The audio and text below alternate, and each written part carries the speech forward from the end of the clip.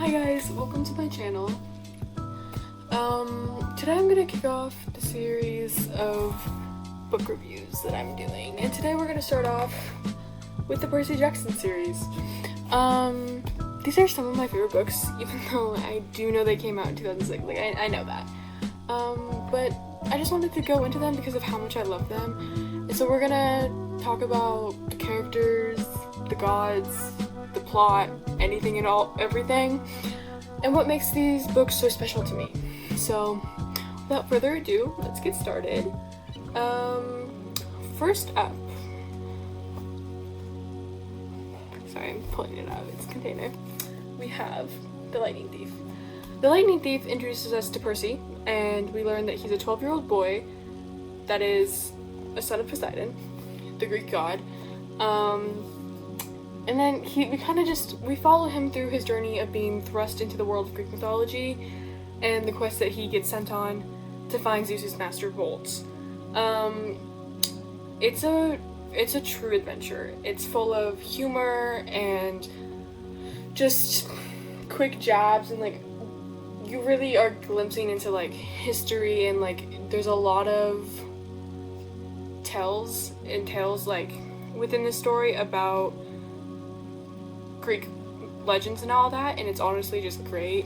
It really just starts to build the foundation of the series, and it's just a fun adventure, and you get to introduce to Percy and Annabeth and Grover, and it's really just a great setup for everything that's to come within the series. And honestly, it's one of the best opening books that I've ever read, honestly. So do recommend, highly love it. It's a great book. Moving on, we have The Sea of Monsters, where Percy and his friends, they don't technically get sent on this quest. They pick to go on this quest to save Grover, to go get the Golden Fleece to save Camp Half-Blood after Luke poisoned Thalia's tree, which that whole backstory when it's itself is genuinely heartbreaking, and having to read that through Percy's eyes, watching Annabeth go through it, it's honestly so painful. And it's just okay, Rick, you're learning how to pull on the heartstrings, understood. I mean, he did that at the end of the first book with the whole Luke revealing himself to be the Lightning Thief, but still. The growing tension in this book is honestly so good. It's so fast paced, and there's so many new characters, well, not new characters, but there's so many new nuances, and just the sense of adventure really picks up in this book. And we're starting to learn more about the larger conflict at hand within the Greek world, within the gods and all of that kind of thing, especially at the end of the book when we hear Luke talk about Kronos more often, and where he and Percy fight. It's truly starting to get to the point of oh, something bigger is happening, you know? And it's just, that book is a great lead up to the banger of a book, The Titan's Curse. Honestly, my favorite in the series. It takes the stakes from just a summer camp where you just happen to fight monsters every once in a while, to a real war and a real issue in the conflict. Because this isn't based in summer like the other four, it's based in winter. It's showing that this isn't just a sometimes event, sometimes problem, that this is a problem that's happening year round, and it needs to be focused on. And the tension in this book is so intense compared to the others, especially with Annabeth being missing, and the whole problem with Artemis being captured, and just Thalia and Percy's relationship being super tense throughout the book, and how they're very much like their parents but not. And I feel it's just a great precedent. It's very obviously the turning point, and the growing sense of danger really made the book stand out to me, because it starts off kind of chill, kind of wary, but then it kicks up and it shifts gears so fast and so intensely once Annabeth falls off that cliff. Honestly, it goes from 0 to 100 really quick, and it stays at 100 the entire rest of the book. Up until the point where they get back to camp, it stays to 100. And honestly, I just love it about this book, especially the fact that we're learning more about the prophecy which has been kind of like on the back burner since the beginning of the series, but now this is where it's truly starting to come to fruition, and it's honestly just chef's kiss. The way Mr. Rick Riordan just put everything into place with this book is honestly, it's why I love it so much. And honestly, just the relationship growth between Percy and his friends, specifically Percy and Annabeth, because he's starting to realize that, like, he kind of is dependent on her, and he's, like, borderline in love with her. And it's just, like, the depth of their relationship is really coming to light in this book. And especially, like, Percy's relationship with his other family members, gods included.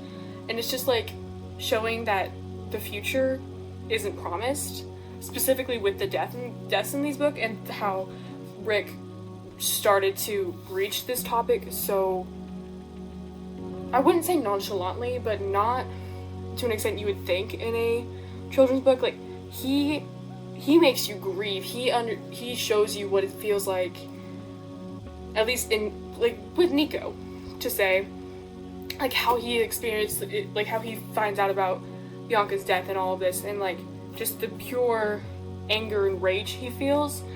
And then, again, Mr. Rick Riordan really knows how to throw a plot twist in there.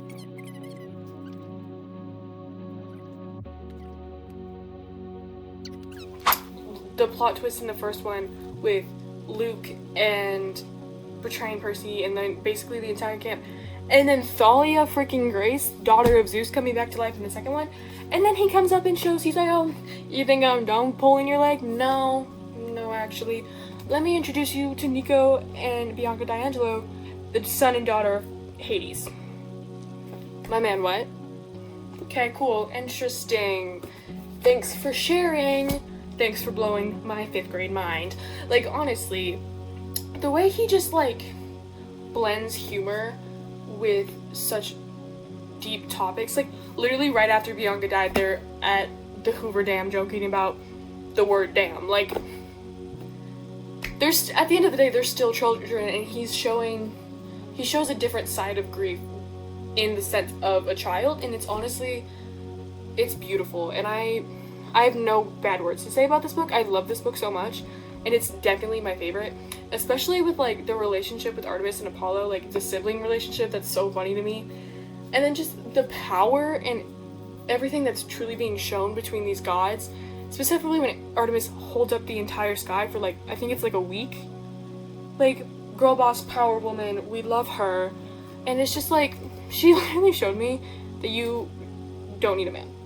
She was one of the first people to show me that you don't need a man.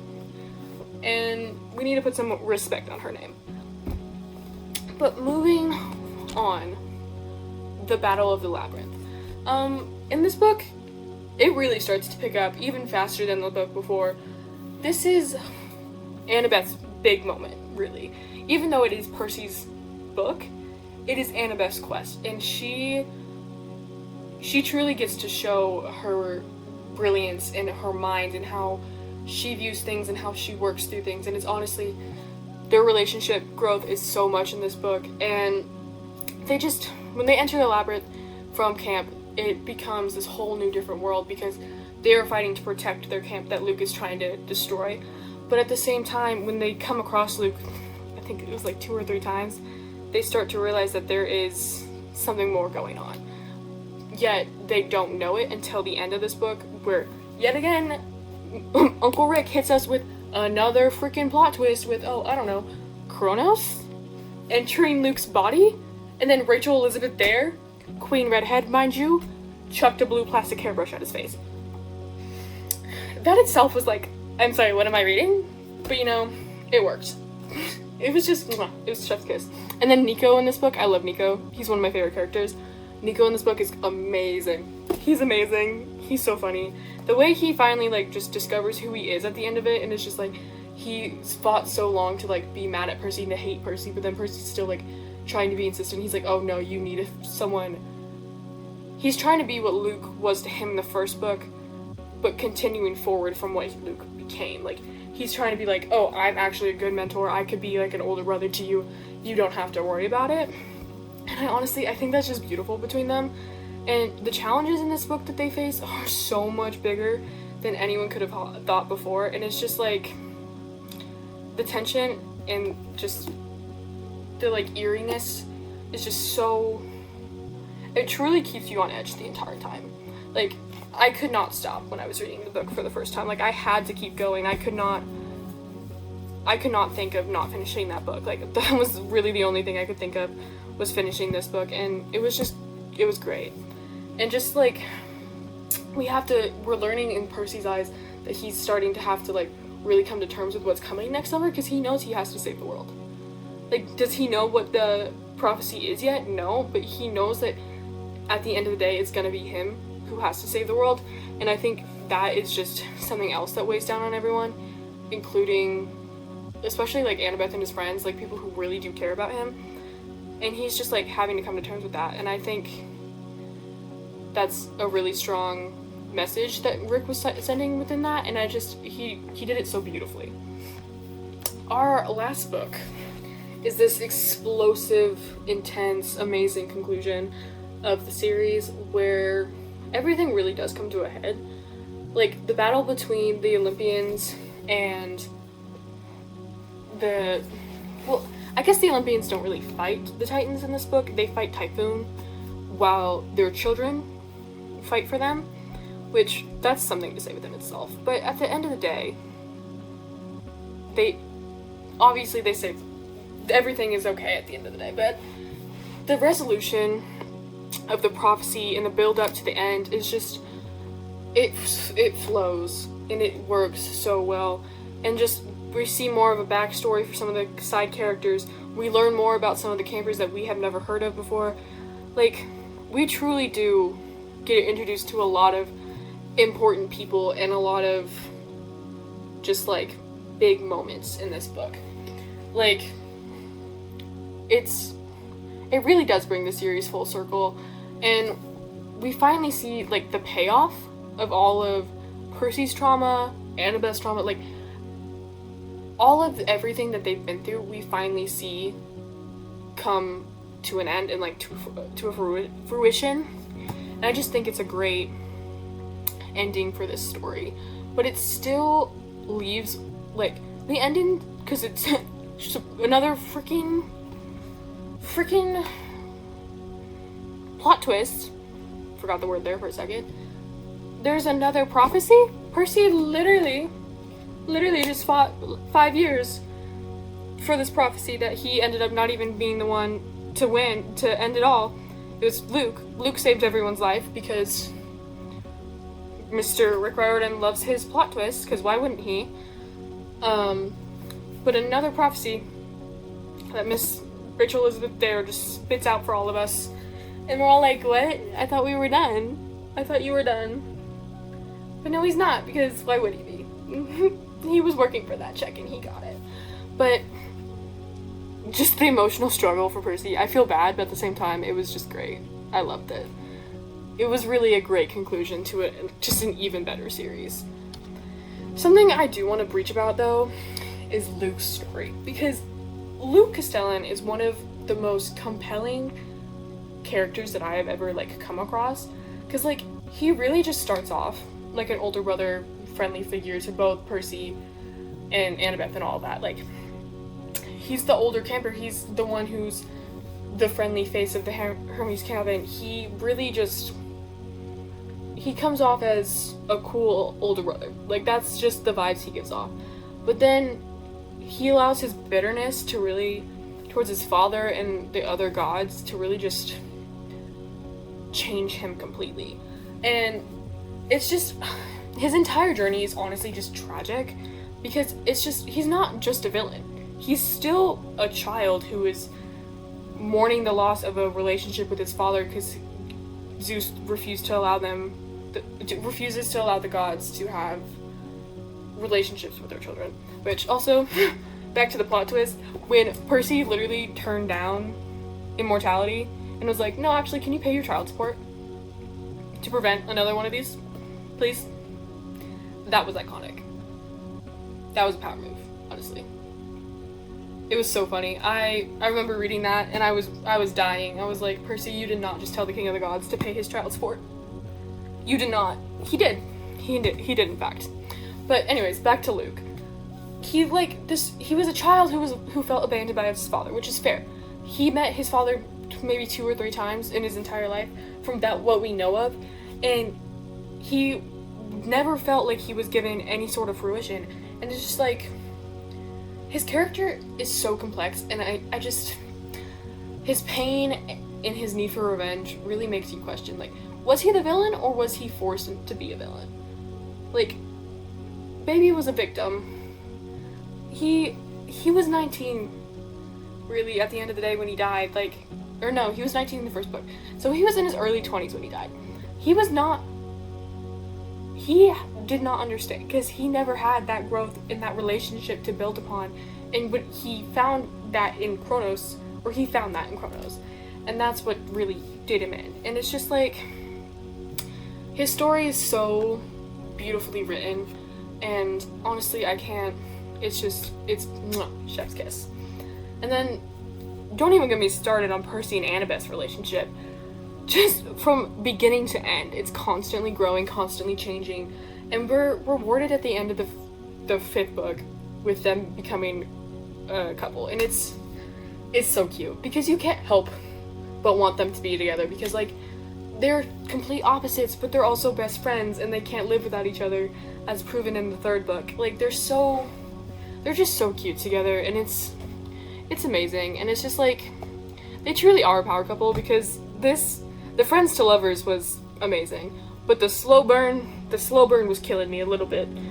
Like, we went from the 3rd book to Percy literally looking Aphrodite in the face, being like, oh my god, you look like Annabeth, to the 5th book where they kiss twice. Killed 5th grade me. I was like, what? But you know, it's great. The way their relationship develops, honestly, it feels so real, and like, it works for them, and I honestly have nothing bad to say about it. Before I wrap this up, like, honestly, I just wanted to share how much this book series means to me. Like, Percy Jackson was the first book series that I ever read, and it really is what got me into reading. And I was able to connect with Percy on a personal level, because he's just like, he always felt like there was something missing, like, until he found his people. And I feel like that really spoke to me, because, yeah, I mean, we all have our friends, but when we find our people, we truly do feel a connection. Like, I found my people, and I am connected to them, and I now know how Percy felt when he was 12, and he found people that truly understood him, because he thought he was this odd man out, when he really wasn't. And it's just like, this series has taught me so much about myself, and I truly would not be the person I am today without it. Like, honestly, I would be a completely different person, and I think there's a lot to say to that, but I'm not mad at it. I'm glad that I'm obsessed with reading as I am, and I'm glad that this was the series that got me into it, because I honestly can't imagine not knowing this series. And honestly, if you know me in real life, you know, and at least if you know me and you've read the books, you know Percy's sass. I based that off my personality. Like, I based my personality off that for quite a while. Is she still sarcastic now? Obviously, that's how she works, but still, we did pick up the sarcasm. We're not mad about it, but it's great. It's not just like, it's just, I don't know, it makes me feel, it brings me a sense of peace, I should say. At the end of the day, I really love this series, and it just brings me a feeling of home when I read it, and I've read it multiple times. Honestly, I could probably quote it at a certain point, but I don't know. It's just, this book series just means so much to me, and I'm glad that I got to share it with you guys. So thanks for watching, and if you're a fan of the books, let me know down below which one was your favorite. And if you're just a fan of the series, like the TV series, read the books. They're just as good, if not better. Like, at the end of the day, they're books. They're great. You can't go wrong with them, and they're always going to be here, so. Anyways, slay your day away, kings and queens. Yeah.